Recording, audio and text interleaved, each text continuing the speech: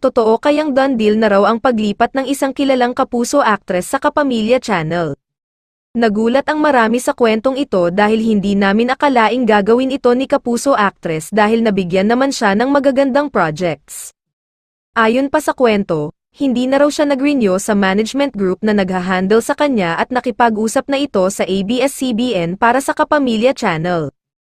Kung ang ibang Kapamilya artists ay gustong lumipat sa GMA7, eto namang si aktres ay tatalon sa bakuran ng Kapamilya Channel. Kaya maaaring isa ito sa mga dahilan, pero nakakapanghinayang naman dahil nakilala siya bilang isa sa nasa A-list kapuso artists. Ang napipintong paglipat ng kilala at mapagmahal na kapuso actress sa Kapamilya Channel ang pinag-uusapan sa isang group chat ng fans. Karamihan sa fans na ito ay supporters ng mga programa sa GMA7, kaya nalulungkot sila kung matutuloy ang paglipat ng aktres.